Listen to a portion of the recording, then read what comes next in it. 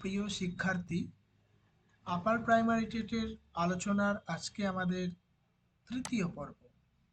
আমরা আলোচনা করছি পার্শ্ববর্তী ত্রিপুরা রাজ্যের যে আপার প্রাইমারি টেট পরীক্ষা হয়েছিল তার প্রশ্ন এবং উত্তর, যা আমাদের রাজ্যে আসন্ন পরীক্ষার ক্ষেত্রে প্রশ্নগুলি কিন্তু খুবই গুরুত্বপূর্ণ। তো দেরি না করে আমরা শুরু করি আজকের তৃতীয় পর্ব।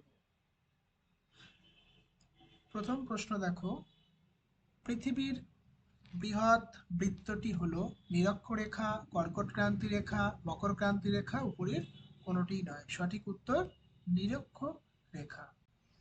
পরের প্রশ্ন দেখো, গ্রহগুলির নিজের মেরুদণ্ডের উপর একটি নির্দিষ্ট সময়ে একবার ঘুরে আসাকে বলে আবর্তন গতি। পরের প্রশ্ন দেখো, কোন ভূকম্পীয় তরঙ্গ কেন্দ্রমণ্ডলের বাহিরের তরল বস্তুর মধ্যে দিয়ে প্রবাহিত হয় না? এল, এস, পি নাকি উপরের কোনোটি নয়? সঠিক উত্তর বি, এস তরঙ্গ। পরের প্রশ্ন দেখো, কাদা পাথর রূপান্তরিত হয় চুনা পাথরে নাকি নিস নাকি স্লেট নাকি উপরের কোনোটি নয়? সঠিক উত্তর সি, স্লেট। তো এই ভিডিওটির যারা পিডিএফ সম্পূর্ণ নিতে চান তারা অবশ্যই ভিডিওটি শেষ পর্যন্ত দেখবেন। শেষে আমরা কিভাবে পিডিএফটি সংগ্রহ করা যাবে সেটা জানিয়ে দেব।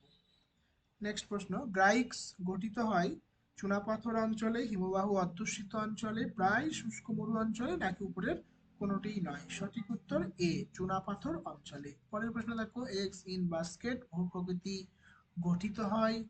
সঠিক উত্তর এখানে অপশন এ, হিমবাহ সঞ্চয় দ্বারা। পরের প্রশ্ন দেখো, সাহারায় প্রস্তরময় মরুভূমিকে কি বলা হয়? গোবি, থর, আরগাস নাকি কোনোটিই নয়? সঠিক উত্তর ডি, উপরের কোনোটিই নয়।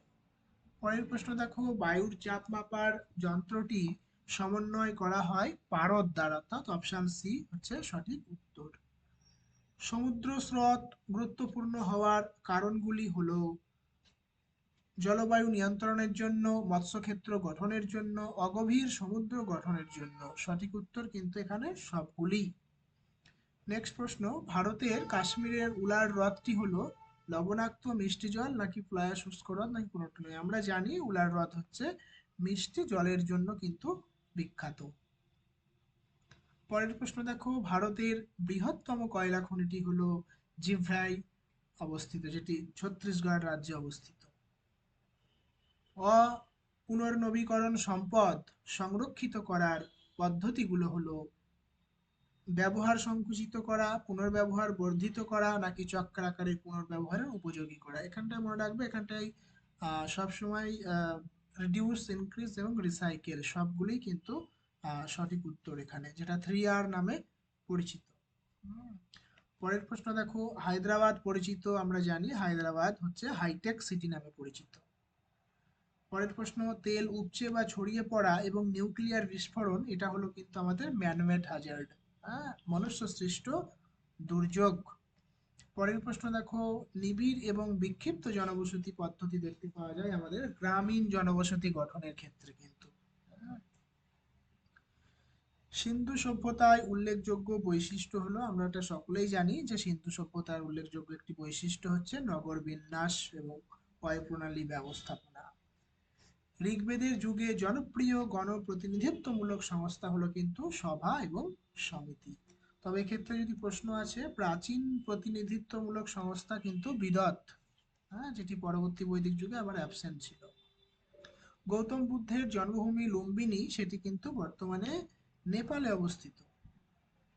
কে অশোককে বুদ্ধ ধর্ম অনুসরণ করতে অনুপ্রাণিত করেছিলেন? Upagupta. Option B is the correct answer.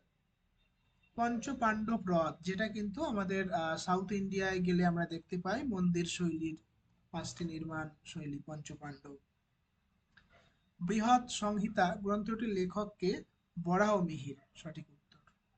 দিল্লির কুতুব মিনারের নির্মাণ কাজ সম্পূর্ণ করেন কে? বলবন, কুতুবউদ্দিন আইবক, আলাউদ্দিন নাকি এদের কেউই নন? অপশন অনুযায়ী কিন্তু এখানে আনসার হবে ডি, কেউই নন। অ্যাকচুয়ালি এটা কমপ্লিট করেছিলেন ইলতুৎমিশ। পরে যদি অনেকে সম্প্রসারণ করেছিল, কিন্তু মূল মিনারের নির্মাণ কাজ কিন্তু ইলতুৎমিশের সময়কালে শেষ হয়ে যায়। 1398 খ্রিস্টাব্দে কে ভারত আক্রমণ করেছিল? অপশন চেঙ্গিস খা, খিজির খা, তৈমুর লং। সঠিক উত্তর তৈমুর লং। কখন হুমায়ুন তার সাম্রাজ্য ফিরে পায়? 1555 খ্রিস্টাব্দে, মনে রাখতে হবে আমাদের। নিচের কোন শহরটি 10 বৎসর আকবরের রাজধানী ছিল? আমরা জানি 10 বছরের জন্য বা কিছু সময়ের জন্য আকবর রাজধানী করেছিলেন ফতেপুর সিক্রিতে। সেখানে জলকষ্ট, জলের অভাব দেখা দেয়, সেটা আবার তিনি চেঞ্জ করেন। পরের প্রশ্ন, 1857 বিদ্রোহের সময় ভারতের বড়লাট ছিলেন কিন্তু লর্ড ক্যানিং। ডিরোজিওর অন্যতম প্রধান শিষ্য ছিলেন দক্ষিণারঞ্জন মুখোপাধ্যায়, মনে রাখবে। কাকে ব্রিটিশ সরকার কাইজার ই হিন্দ উপাধি দিয়েছিলেন? আমরা সকলেই জানি, অর্থাৎ গান্ধীজিকে। নেতাজি আন্দামান নিকোবরের নতুন নাম কি দিয়েছিলেন? শহীদ স্বরাজ দ্বীপপুঞ্জ, আমরা সবাই এটা জানি। প্রতি বছর কের পূজা, এটা ত্রিপুরার নিজস্ব একটা পূজা, আমাদের বেঙ্গলের জন্য দরকার নেই। রাষ্ট্র হলো একটি স্বাভাবিক সংঘ, এই উক্তিটি, বিখ্যাত উক্তিটি কিন্তু অ্যারিস্টটলের। বিশ্ব মানবাধিকার দিবস পালিত হয় কিন্তু 10ই ডিসেম্বর। নেক্সট প্রশ্ন, ভারতের সংবিধানে মৌলিক কর্তব্য সমূহ নিম্নলিখিত কোন কমিটির সুপারিশের ভিত্তিতে অন্তর্ভুক্ত হয়েছিল? এটা শরণ সিং কমিটির দ্বারা। Option A is the correct answer. ভারতের সংবিধানের 110 নম্বর ধারা কোন বিষয়ে আলোচনা করা হয়েছে? এখানে উত্তর কিন্তু হবে কোনটি নয়। 110 নম্বর ধারা এটি একটি মানি বিল। ভারতের বললাম এটা। ত্রিপুরার প্রথম পঞ্চায়েত রাজ, এটিও ত্রিপুরার একটা প্রশ্ন, আমাদের দরকার নেই, তবে এক্ষেত্রে আমাদের যেটা মনে রাখতে হবে যে পশ্চিমবঙ্গে প্রথম পঞ্চায়েত রাজ আইন প্রণীত হয়েছিল কবে? হ্যাঁ, এক্ষেত্রে 1957 সালে কিন্তু প্রথম পঞ্চায়েত রাজ আইন প্রণীত হয়। কিন্তু বর্তমানে যে ত্রিস্তরীয় পঞ্চায়েত ব্যবস্থাটি আছে আমাদের পশ্চিমবঙ্গে, সেটা কিন্তু 1973 সালের পশ্চিমবঙ্গ পঞ্চায়েত আইনের দ্বারা তৈরি হয়েছিল, যেটা 1978 খ্রিস্টাব্দে ইমপ্লিমেন্ট হয়েছিল, কার্যকর হয়েছিল আমাদের বেঙ্গলে। নেক্সট প্রশ্ন দেখো, এটাও দরকার নেই আমাদের, ত্রিপুরার প্রশ্ন।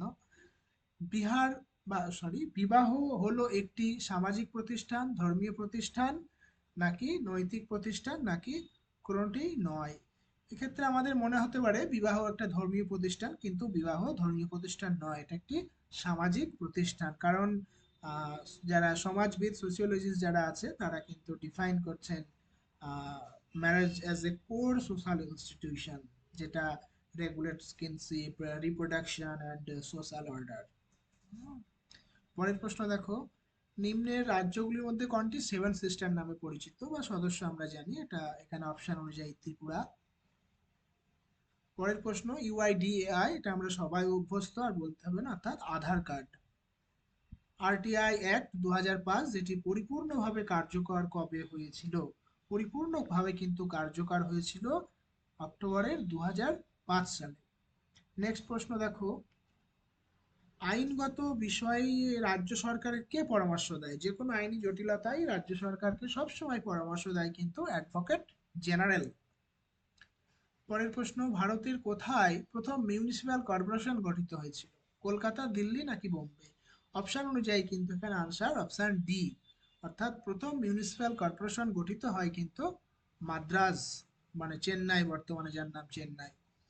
ভারতবর্ষের সকল জনগণকে ভোটদানের অধিকার দেওয়া হয় কিসের ভিত্তিতে? আমরা সবাই জানি বয়সের ভিত্তিতে। কোনো একটি দেশের জনসাধারণকে সম্পদ হিসাবে বিবেচনা করা হয় এবং সাধারণভাবে তাকে বলা হয় হিউম্যান রিসোর্স, আমরা সবাই এটা মানে নর্মাল, এটা হিউম্যান রিসোর্স। নেক্সট প্রশ্ন দেখো, কোনটি সঠিক নয়? Learning is considered as motivation process, is innate process, নাকি অ্যাকোয়ার্ড প্রসেস, নাকি নান অফ দ্য অ্যাবভ? কোনটি সঠিক নয়? এইগুলি ভালো করে খেয়াল রাখতে হবে, যে প্রশ্নগুলিতে লেখা থাকবে সঠিক নয় কোনটি। হ্যাঁ, এক্ষেত্রে আনসার হচ্ছে অপশন বি, এটি কিন্তু সঠিক নয়। নেক্সট প্রশ্ন দেখো, গেস্টাল্ট সাইকোলজি গড়ে উঠেছে কোন দেশের আর কি সাইকোলজিস্টের দ্বারা? এখানে option German, American, Russian. Option correct answer option A, German. শিখন প্রক্রিয়ায় কখন ফিডব্যাক সরবরাহ করা হয়? অর্থাৎ আমাদের যে টিচিং প্রসেসটা চলে, তো কখন ফিডব্যাক সরবরাহ করা হয়? এখানে অপশন আছে শিখনের পূর্বে, শিখনকালে নাকি শিখনের শেষে। উত্তর কিন্তু হবে সবগুলোই। শিখনের পূর্বেও আমরা ফিডব্যাক নিতে পারি, কারণ প্রিভিয়াস নলেজ তারা কিছু জানে কিনা সেই ব্যাপারে আমরা নিতে পারি। তারপর শিখনকালে আমরা ফিডব্যাক নিতে পারি। আমরা শিখনের শেষেও আমরা কিন্তু ফিডব্যাক নিতে পারি। অর্থাৎ এই এফেক্টিভ একটা ফিডব্যাক যে কোনো স্টেজে ঘটতে পারে। হুম, যে কোনো স্টেজে, সেটা বেসলাইন ফিডব্যাক বা ফরমেটিভ ফিডব্যাক, যেটা guide practice Turing and সাবমেটিভ evaluation feedback, যেটা এন্ডে হয় আমাদের, আমরা জানি। নেক্সট দেখো, প্রাচীন অনুবর্তনে সিএস বলতে কি বোঝায়? Condition stimulus. Option C. পশ্চাৎ দৃষ্টি হলো চেষ্টা ও ভ্রান্তির ফল, নাকি অন্তর্দৃষ্টির ফল, নাকি সক্রিয় অনুবর্তনের ফল, নাকি কোনোটিই নয়? এক্ষেত্রে সঠিক উত্তর অন্তর্দৃষ্টির ফল। নেক্সট প্রশ্ন দেখো, মূল্যায়নের তিনটি মাত্রা কে উল্লেখ করেছেন? মূল্যায়ন ইভ্যালুয়েশনের যে ডাইমেনশন, সেগুলো অবশ্যই বেঞ্জামিন ব্লুম। আমরা পড়েছি বেঞ্জামিন ব্লুমের কথা, তাই না? যেখানে তিনি বলছেন, তিনি মানে এই কারণেই তিনি বিখ্যাত ক্লাসিফাইড করার জন্য। তার থ্রি ডোমেইন, কগনিটিভ অর্থাৎ নলেজ, অ্যাফেক্টিভ অর্থাৎ অ্যাটিটিউড, অ্যান্ড সাইকোমোটর অর্থাৎ স্কিল। হ্যাঁ, তিনটে ডোমেইন।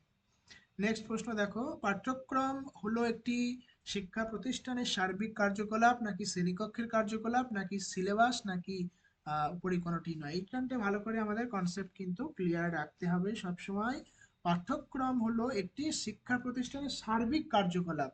সেখানে পাঠ্যসূচি থেকে শুরু করে কো কারিকুলাম অ্যাক্টিভিটি থেকে শুরু করে সমস্তটা ইনক্লুড থাকবে পাঠ্যক্রমে। নেক্সট প্রশ্ন দেখো, সিলেবাস সেটি পাঠ্যপুস্তকের অংশ, নাকি শ্রেণীকক্ষের অংশ, নাকি পাঠ্যক্রমের অংশ? হ্যাঁ, সিলেবাস কিন্তু পাঠ্যক্রমের অংশ, মনে রাখতে হবে।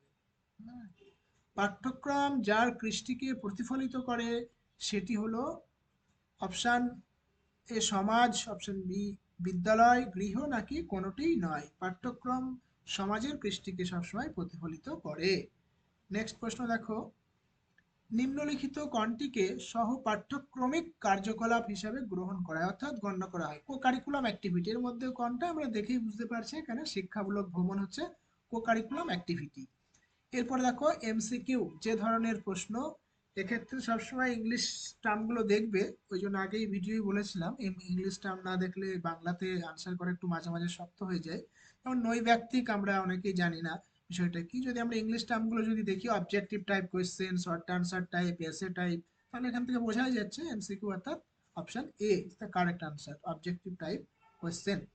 তারপরে দেখো, পেডাগজি শব্দটি দ্বারা বোঝানো হয় অবশ্যই শিক্ষাদানের পদ্ধতি ও প্রয়োগশীলতাকে।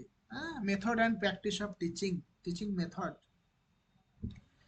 নিম্নলিখিত কোন ধরনের প্রশ্নাবলী ব্যক্তি সাপেক্ষতা থেকে মুক্ত? অর্থাৎ এমন এক ধরনের প্রশ্ন থাকবে যেখানে যে আনসারকারী বা কোনো ব্যক্তির কোনো কিন্তু কিছু কোনো অ্যাক্টিভিটি থাকবে না। তাহলে বোঝাই যাচ্ছে এটা আনসার হচ্ছে অবজেক্টিভ টাইপ কোশ্চেন অর্থাৎ এমসিকিউ। ওখানে যে অপশন থাকবে আমাদের সেই অনুযায়ী করতে হবে। সেখানে কারণ কোনো ব্যক্তির থার্ড পার্সনের কোনো জায়গা নেই। পরের প্রশ্ন দেখো, পুনরায় শক্তি সঞ্চয় অর্থাৎ রিইনফোর্সমেন্টের যে ধারণাটি, সেটি প্রাচীন সাপেক্ষীকরণের একটি অংশ, নাকি অপারেন্ট সাপেক্ষীকরণের একটি অংশ, নাকি অন্তর্দৃষ্টিমূলক শিখনের একটি অংশ, নাকি উপরের কোনোটি নয়? এখানটায় সঠিক উত্তর অপারেন্ট কন্ডিশন অর্থাৎ অপারেন্ট সাপেক্ষীকরণ। এখানটাও ইংলিশটা যদি দেখো তাহলে খুব সহজে আনসার করতে পারবে।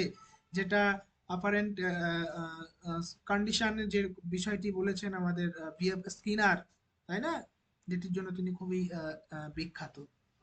তো আজকে এই পর্যন্তই। পরের দিন আমরা আবার অন্য কোনো বছরের আহ, প্রশ্ন নিয়ে আলোচনা আমরা করব। তো যদি ভালো লেগে থাকে অবশ্যই লাইক, কমেন্ট এবং শেয়ার করবেন, এবং যদি পুরো ভিডিওটা আর পুরো পিডিএফটা যদি পেতে চান তাহলে অবশ্যই কমেন্ট করে জানান।